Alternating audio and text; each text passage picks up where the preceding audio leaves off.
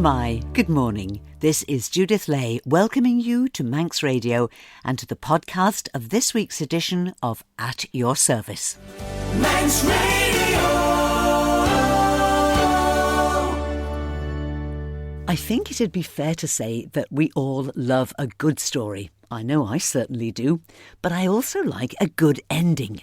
The Bible is full of great stories, but I'm often left wondering, well, what happened next?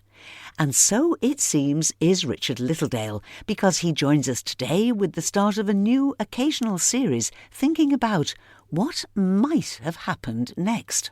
He'll also be talking about something that no one actually ever wants to talk about. And Richard will be joining me after our music. Today, a truly rousing version of the popular hymn, Christ is Made the Sure Foundation. This is the Southwestern Seminary Oratorio chorus with festival brass.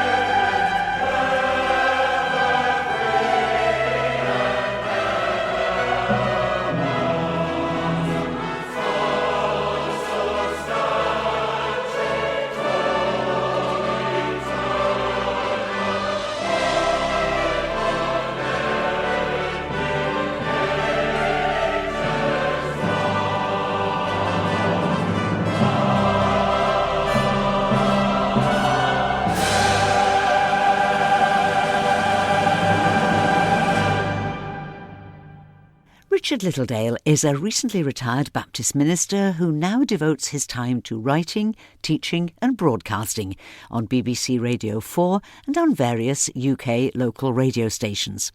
He's my guest today, with the start of a new occasional series asking the question, what happened next? But first, we're going to talk about the questions that no one wants to ask and still fewer of us want to answer. We're talking about end of life, dealing well with death. And no matter how much others encourage or explain, when someone close to us is clearly reaching the end of their earthly life, we shy away, somehow feeling we're wishing them away, planning life without them. We find it so difficult to do the things that would actually be really helpful. Sadly, Richard Littledale knows at first hand all the agonies of making that final journey, as just a few years ago he lost his beloved wife, Fiona, to cancer. She was in her early 50s and they'd been married for some 30 years. And maybe only people who have first-hand experience are in a position to talk about dealing well with death. Yes, I think also I'm aware that this is a chronic problem in the United Kingdom. We don't know how to talk to each other about dying.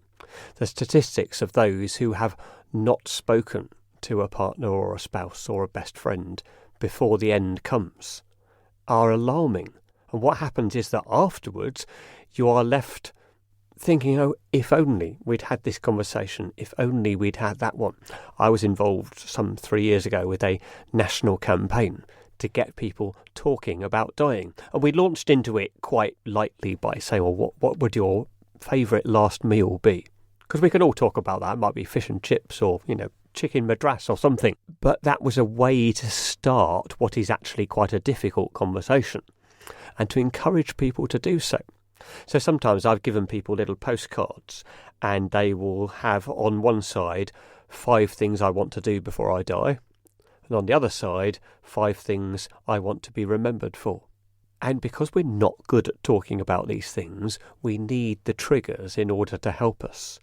But I've never yet met anybody who regrets having that conversation. I've met plenty who regret not having it, but nobody's regretted having it. Do you think that it's sometimes better if the conversation is started by somebody who's not a family member? No, actually. I think it's got to be between you, because I think otherwise you'll always be relying on the presence of that person to facilitate it. And what we need to do is to get over this enormous gulf of fear and reticence that we have about talking to the person to whom we really need to talk to about it. What would you suggest that people would consider as a way into this without them feeling that you're trying to plan the future without them? Let's get things sorted out now. How do you do it? I think sometimes you can do it by talking perhaps about a funeral you have both been at. We all hate anonymous funerals, where it sounds as if the vicar, the priest, the pastor really didn't know the person concerned. That's probably because they didn't. I think you could start off talking about that and say, oh, wasn't that, awful? How would you like it to be for you? And perhaps then that is a conversation that you can have. I smile about it now, but I used to have a file on my phone called the Fripp file. Fripp being Fiona R.I.P. And she knew that it was there and I knew it was there. And every time we had a conversation about what was, of course, by then inevitable, I'd note it down, as a song to be sung, or who was to arrange the flowers, or who was not to arrange the flowers. And that became then an easier way to have that conversation. And the other thing, I suppose, almost by accident I've mentioned there, is that you start with the peripheries. It's quite easy to talk about, I'd like this song, but not that one. It's a lot harder to talk about, do I want to be resuscitated when the moment comes or not? But you can work your way towards that one. You start with the easier, less emotive topics, and then you can work your way towards the more difficult ones. And also, it's the stage before that, and this is possibly also something you've experienced at first hand. What is it that you want to do in the time that's left, if that makes you feel better? Do something you love. Because I think when people are chronically sick, they have a daily budget of energy. And if you overspend today, you'll pay for it tomorrow, but you can think about how you use that energy. So we had a lovely, lovely occupational therapist who came to us when Fiona was getting sicker and sicker, who said, don't waste energy climbing up and down the stairs, we'll get a stair lift. Don't waste energy standing up in the shower, we'll get a chair. Because she wanted her to have the energy for the things she was enjoying. Nobody gets fun out of going up and down the stairs or having a shower, so let's make them costly. Yeah, and nobody wants those conversations, but they can make life, especially when life is shorter, a whole lot easier. I did some work a little while ago for a charity that helps with children who have life-limiting conditions. And their strapline is adding life to days when you can't add days to life. Now, you have said that the Sue Ryder nurses were an enormous support to you and to Fiona yes. towards the end of her life. And you've retained that connection. You were very grateful for the support that they gave you personally after Fiona's death. And you've continued to work with them. It's good that you use your skills as a very competent communicator to go and give talks. Do you find that keeps the pain going, though, or is there a positivity that comes with doing that work? I can't detach from it, or I would be unable to talk about it, nor does it assuage the pain. I think it makes me feel as if I'm investing it. It is of great cost, this pain, but if I can feel that it is also being of some value, then it makes it easier to bear. But it definitely doesn't, assuage it or make it go away. People talk about stages of grieving. They tend to talk about it as if it's a neat process, and it isn't. It never goes away, it just gets different. So now, as we are encouraging people to live well by also considering how you want this period of life to end, find somebody that you can have that conversation with. Yes, yeah. And as I say, you could start with the very unemotive 5 things I'd like to do before I die, a bucket list, people call it sometimes. Then you could move from that to 5 things for which I'd like to be remembered. And then from that you can move to, well, when it actually comes, how do you want the act of remembering you to take place? And then you can move on from there. And I think it's a case of finding practical ways to do this. I can remember to this day, an afternoon, probably 3 weeks before Fiona died, it was a sunny Sunday afternoon. The sunshine was slanting in through the windows. She was in bed because that was the only place she could be really by then. And we spent what was a surprisingly pleasant afternoon with her asking me to take things out of the cupboard and put them in gift bags, and then she wrote labels on them for the people to whom she wanted them left. Because she was never going to be there to see them receive them. But she got tremendous pleasure out of writing, with love from Fiona on the label. And it probably helped both of us because it helped me to face the inevitable. And it helped her to feel that she was passing something on. Now, from the outside, that probably sounds like a terrifying way to spend an afternoon. In fact, it was a very therapeutic way to spend an afternoon. Sometimes when we are walking the final journey with somebody, we feel utter helplessness. We can't affect the outcome. And we feel this almost paralysing helplessness because we want to change things and we can't. Yeah. But by finding things that draw us together. Yes, because that's one of the issues, isn't it, for carers? Whether you're a carer who lives with the person you're caring for or whether you go in once a day, you cannot change the downward spiral. And as a result of that, you feel exhausted and you feel useless and you beat yourself up. If you can find an activity on which you can both cooperate, which has some kind of positive outcome, if not for both of you, then for one of you, you're already winning. You're already making progress. So finding those opportunities is tremendously valuable. It's a good thing to remember this song. It's the chorus is from Psalms, because all of us get a little bit lost in life. Sometimes we're lost when we're young, sometimes we're continually lost. But it's easy to lose your way, especially if life lasts a long time. I got a letter from a woman the other day. She handed it to me. It was kind of crumpled, and she said, my mother just passed away. She was in her 90s, and I was her caregiver. I'm probably too old to feel this way, but I feel just a little bit lost. And I thought, well, I've known that feeling myself.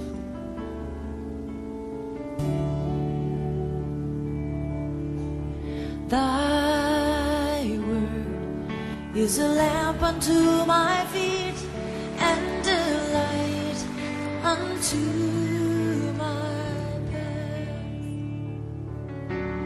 Thy word is a lamp unto my feet and a light unto my path. And when I feel afraid and think I've lost my way, still you're there right beside me.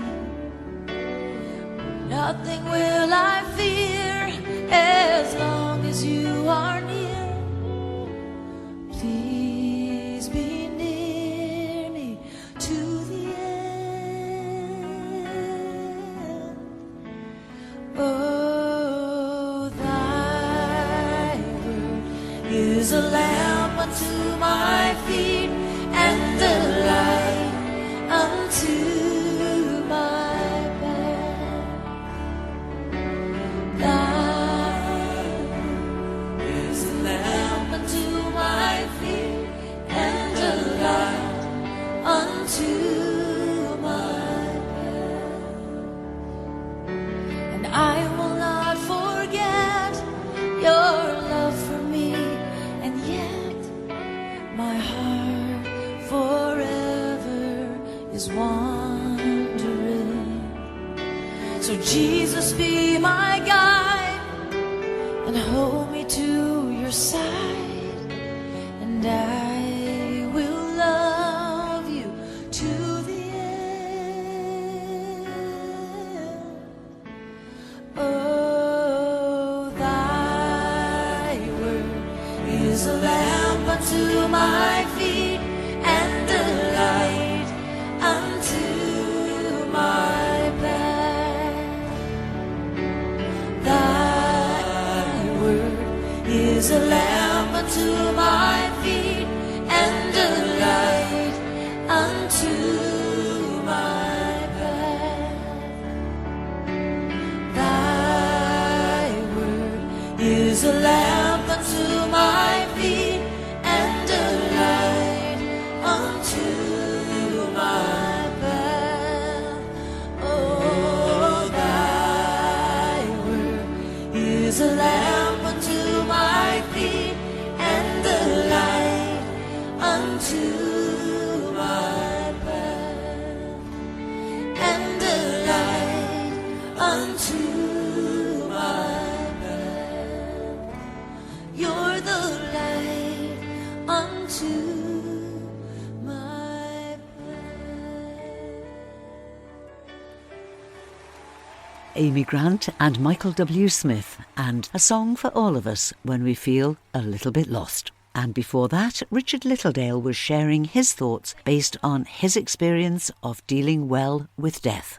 And now Richard brings us something, as we say, completely different. And this is the first of an occasional series entitled What Happened Next? The Bible is full of great stories. During his short time on earth, Jesus' way of teaching was to constantly tell stories, and the stories of his life are how we learn about the miracles he worked, healing people, raising them from the dead, feeding them, loving them, and offering them the fullness of an everlasting life. But it seems to Richard Littledale that the more he reads of the Bible accounts of Jesus' miracles, the more he wants to know what happened next. Let's start with this story from chapter 5 of St. Mark's Gospel. Jesus had met a man who seems to be possessed by a demon, an evil spirit. We're told that the possessed man lived among the tombs, howling and crying day and night, and no one could restrain him any more, although they tried with chains and shackles. When the possessed man saw Jesus, he ran to him, and Jesus drove the troublesome spirit out of him. This, according to St. Mark's Gospel, is what happens next. As Jesus was getting into the boat, the man who had been demon-possessed begged to go with him. Jesus did not let him, but said, "Go home to your own people and tell them how much the Lord has done for you, and how he has had mercy on you." So the man went away and began to tell in the Decapolis how much Jesus had done for him, and all the people were amazed. And that's where the Bible story ends, leaving Richard Littledale to wonder what happened next.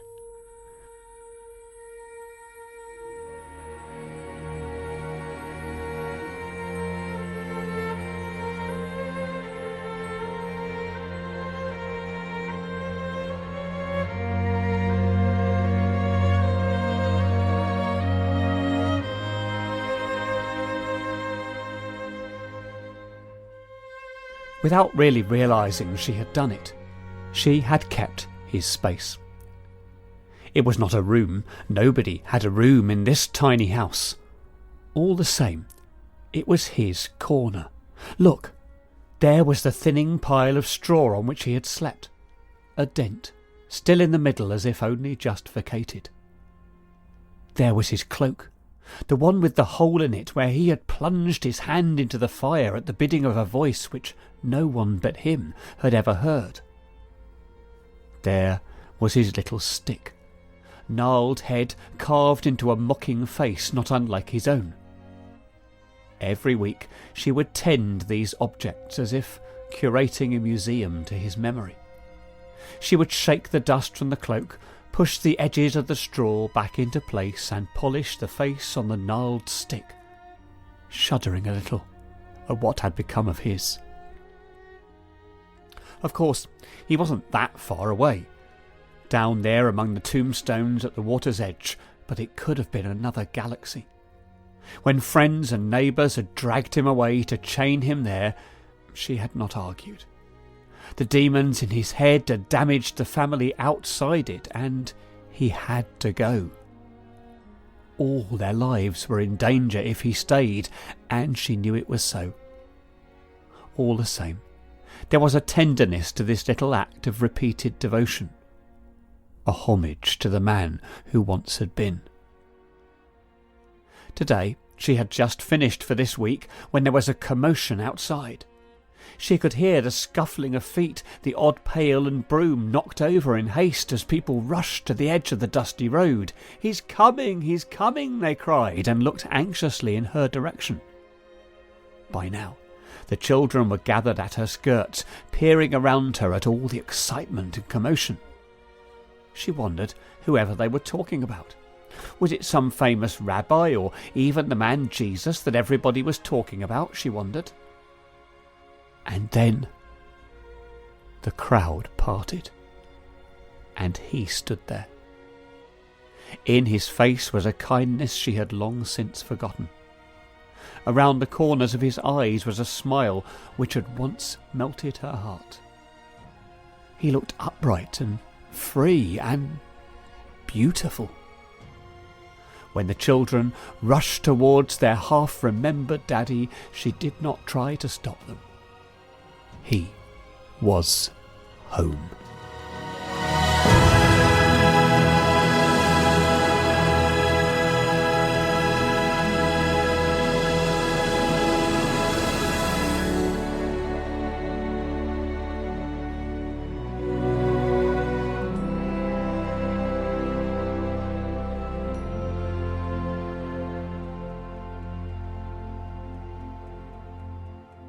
Thank you to my guest today, Richard Littledale, and he'll be back in a few weeks' time wondering about a hole in the roof.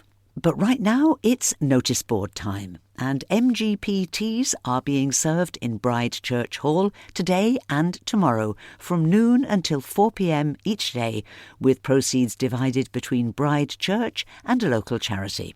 Moving into the week now, and on Wednesday evening, the 30th, Glen Faber Chorale, conducted by Muriel Corkish, will be in concert in St Thomas's Church, just off the promenade, here in Douglas.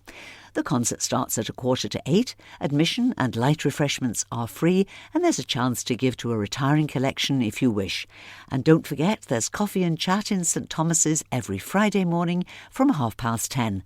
and just a few more days to enjoy the Flower Tower at St Thomas's before it's taken down at the end of this month. On Thursday evening, there's another summer concert in St Catherine's Church in Port Erin. Starting at 7:45 with refreshments in the church hall afterwards, the music this week is provided by the Londu Male Voice Choir. And whilst admission is free, a little donation to the collection as you leave would be much appreciated. And also on Thursday evening, there's a festival of 3 choirs at the Centenary Centre in Peel. The choir from the Cathedral Isle of Man will be joined by the Harmony Choir from Bangalore in India, directed by Sandra Oberoi, and Peel's very own Gobug Groove. It promises to be a really special evening. Tickets are £10 each and are available from the Centenary Centre website and from the usual ticket outlets around the island. The Festival of Choirs at the Peel Centenary Centre starts at 7:30 this Thursday evening. Looking forward to next weekend, and on Saturday the 2nd, Sulby is the venue for a tabletop, indoor boot, second-hand charity stalls fair. Call it whatever you wish, just don't miss it. It's in Sulby Methodist Church on Sulby Glen Crossroads next Saturday the 2nd from 10 a.m. to 2 p.m. Admission is £1, which includes a mug of tea or coffee. There'll be bacon baps and sandwiches and homemade cakes to buy, along with a raffle, bric-a-brac, clothes, royal memorabilia, jigsaws, Manx books, handmade items and homegrown produce. Proceeds will be shared between the Church Alteration Project and Scripture Union Ministries Trust, working with young people in the north of the island. And also next Saturday, as it's the first Saturday of the month, it's the Glen May Craft Market, open from 11 a.m. to 4 p.m. in Glen May Chapel and Community Centre. Homemade produce and handicrafts by local artists. It's free entry with homemade light lunches, bacon baps, tea, coffee and cakes on sale. Head to Glen May and look for the bunting and the banners.